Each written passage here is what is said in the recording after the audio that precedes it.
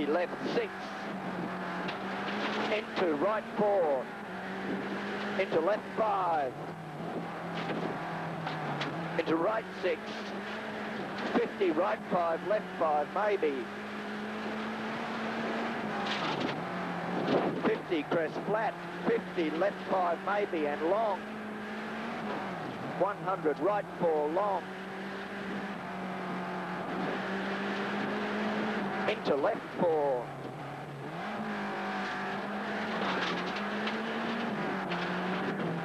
Left 4 long, into right 4.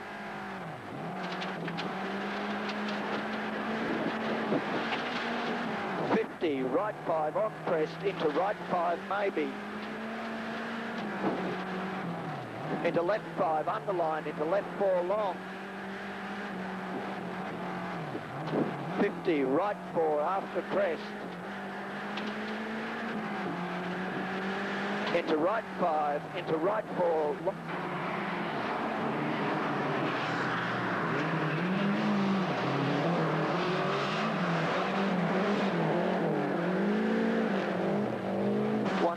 Right 4. Into right 4, left 4.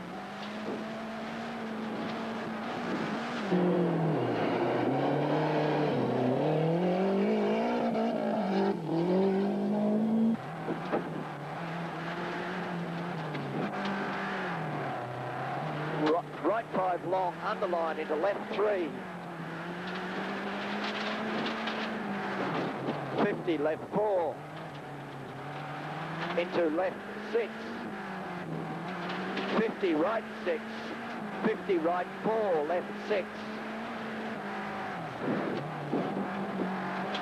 50 wriggles left 4, 50 right 5, 50 left 3,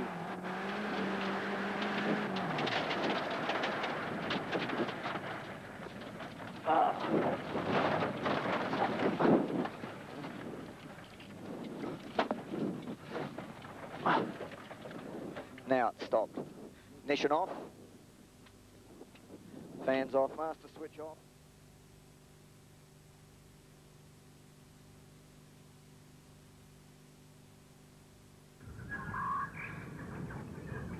It is a really special forest, this, for me, because, you know, it goes back way back to the, say, early 70s when I first started rallying. Would you say you're virtually at the crossroads of your career? Yeah, that'd be a pretty good way of putting it. Once you've run the national championship for a number of years like I have, and been successful on 3 occasions, you really start to think, well, what else? Is that spark there? Is there a world championship in Greg Carr? Well, you know, it's so hard to answer that.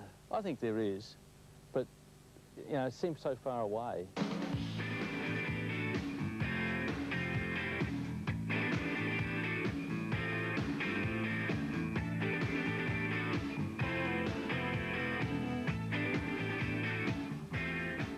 Greg Carr's done it all in Australian rallying. Carr, driving the rally of his life, is doing everything he can to hold his narrowing lead over Fury.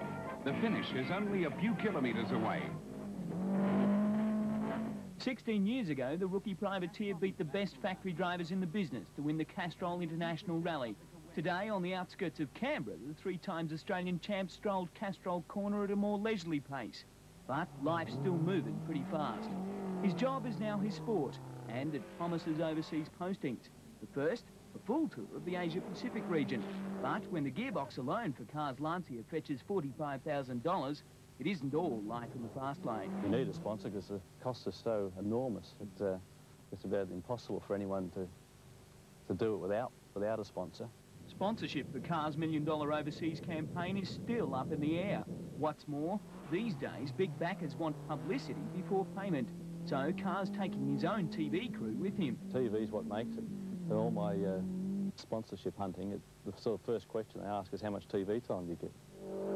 There's already proof in pictures that Carr can beat the world's best on home turf, but Europe remains the place to win, and regardless of risks or costs, Carr would like a crack at a world crown. I mean, maybe down the track, 2 or 3 years, that there might be something else I'll be looking forward to. I mean, if I win the Asia Pacific, I might be standing here thinking in a year's time, well, what now?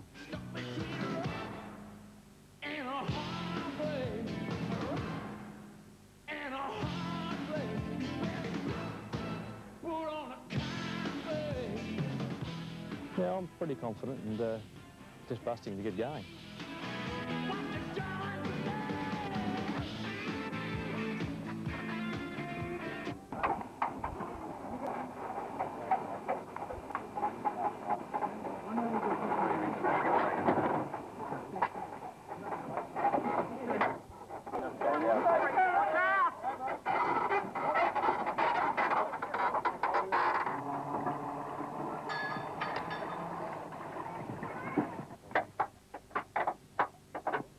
While the internationals took time out to watch the rally, Gary Burns, a well-known driver in the New South Wales State Series, took a corner with a touch too much enthusiasm.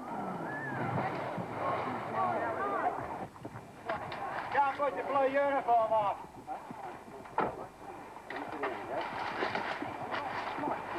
It won't. Come on. Come on, everybody up the road, please.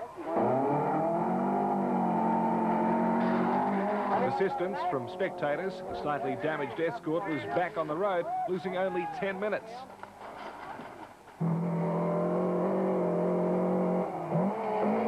Special stage 6 and the field was becoming somewhat depleted. Ian Hill, with only Greg Carr's speed ahead, set the fastest times in the remaining stages of the race. David Officer was consistently within seconds of Hill in his surge to the lead, but the strain was beginning to show. After 5 gearbox rebuilds, Ross Duncan's problems were far from over. No,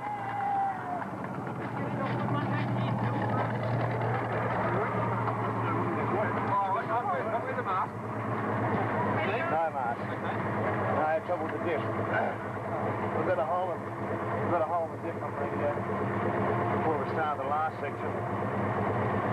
And had to make a decision on what to do. It was about 16k, so we finished up getting a handkerchief and sticking it in the hole to get the oil in the diff.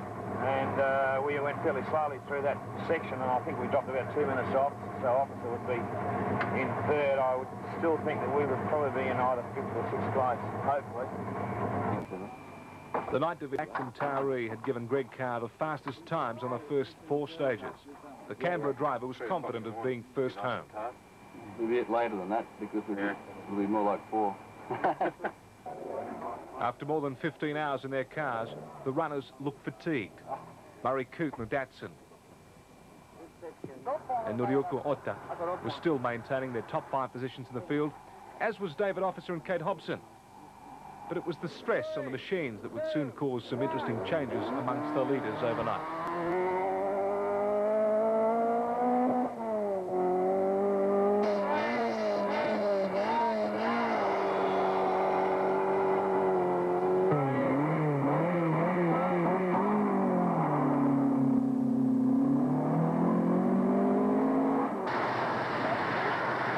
Dealer meal break, the escort of Ian Hill had surprised by moving into first place after Greg Carr's Fiat broke an axle in the 50-kilometre special stage 5. But the escort too was experiencing some problems, and Ian Hill's navigator Phil Bonza wasn't about to discount Carr's powers of recovery. Looks like you're in the lead. I don't know at this stage, Pete. Apparently Greg's got out of the stage, which means he'll take a maximum, which probably, well, it'll be very, very close. He'll take 7.5 minutes, which was about the lead he had on this. So it could still be really fun. It'd be very, very close, I think. Ed Mulligan was more than concerned with Carr's position. If Carr was to finish in the top 6, it would affect Ed Mulligan's current points lead in the Australian Rally Championship. Tension mounted amongst the crews as the field waited for Carr's arrival.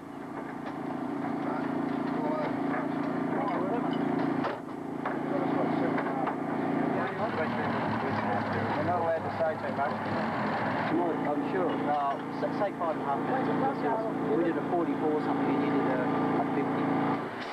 50. The Officer-Hobson combination were now looking at a possible second place. The whole complexion of the event's changed. Sure has, possibly. It depends whether Greg can get out or not. Pete's stuck there. Certainly has changed a lot. Well, we've just heard he's got out. He's taken the maximum. Right. But he's out and he's still running. It was a half shaft. Right, well, that will drop him back behind us, I would think, by hopefully a few minutes. I'll have to go and do my sums now, make sure, find out exactly what the gap is. And you're chasing Ian Hill by what, a couple of minutes? Oh, I think it's a little more than that. I don't think we're going to catch him. After the appearance of the Fiat, a somewhat harassed Greg Carr clarified his position. I would say about fourth. David Officer, I would say, and Murray Coote would definitely be in front of us. What exactly happened? Broken axle. Whereabouts? In the long one. 50k, yeah. How'd you get up? Look, it's got drive on one wheel. It's very slow.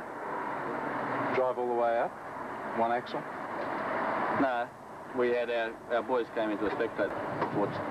Thank goodness for two-way radios. Into the night, and there had been much deliberation over Greg Carr's eligibility to continue after he'd been towed for more than 200 metres from the scene of his breakdown.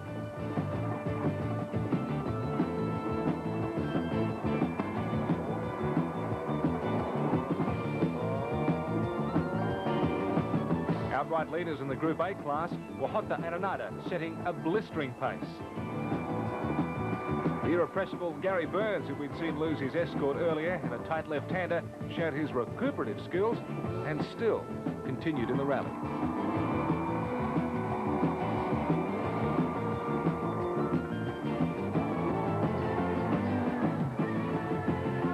The fourth and final day, Tuesday, and much interest centred on the Greg Carr controversy. As for the standings, Ian Hill was holding a convincing lead of more than 4 minutes over David Officer, with a further 2 minutes back to Ross Duncan. Only a major incident now would rob Ian of his second Dunlop 2GO victory. Well, the car is going excellent. We haven't really had any problems with it, and the car's still going well, so I don't anticipate any problems today. We just need to drive fairly neatly and tidily, and I think we'll be pretty right.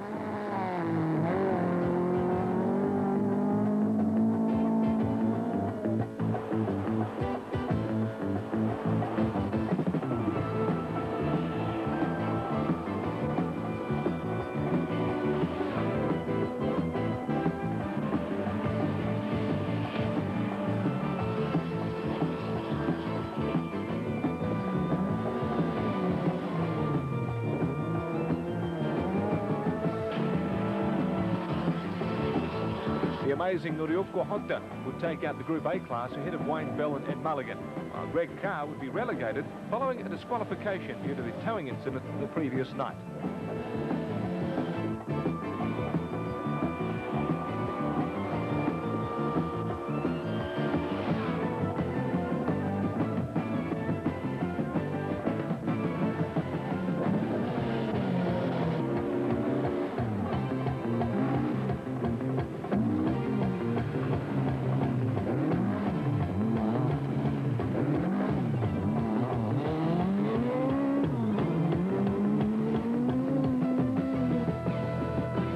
After the morning special stages, the final order did not change. Ross Duncan and Steve McKimmie came in third. David Officer and Kate Hobson took second place, which put them in a very strong position for the Australian Rally Championship. As for Ian Hill and Phil Bonza, a comfortable first placing in the escort with a winning margin of over 4 minutes. The reward, a well-earned $7,000 to Ian Hill, while the state classified class winner, local Ron Kremen, looked on. For the Japanese, though, a truly successful rally, fifth outright and winners in Group A, proving the standard cars can run with the pros. The day belonged to Ian Hill and Phil Bonza. Of adventurers.